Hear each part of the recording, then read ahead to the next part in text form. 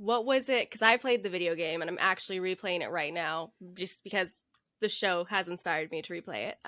What was it like to be in that world? Was there a sense of pressure of making sure it was as good as the game, or how was You, that environment?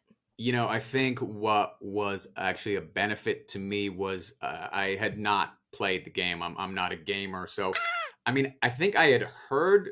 Yeah, obviously when I booked it, they're like, "Oh, this is based on this huge video game that's like the biggest in the world," and for me, that helped. Mm. And the crazy thing is, I didn't even know who Craig Mazin was at the time.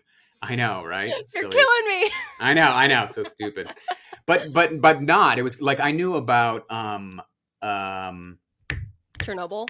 Chernobyl, but I hadn't watched it yet. And a Mm. friend of mine who's a writer, she's like, "Do you listen to this podcast, the one that he does?" And I'm like, "No, no." She's like, "Oh my god, you gotta listen to this because I'm a writer as well." And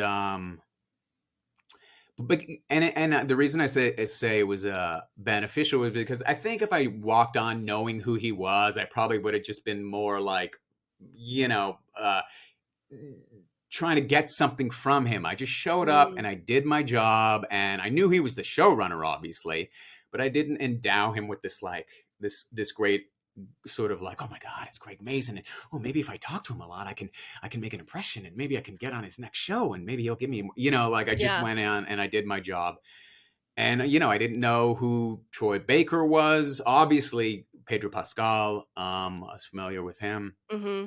but the world was epic. The world was awesome. So just like game aside, me knowing nothing about the game, walking into this world, I mean the budget, the world, the set deck. I mean, we took over an entire neighborhood in Calgary. Like Wow. just they put all these people up in hotels and they were just gone.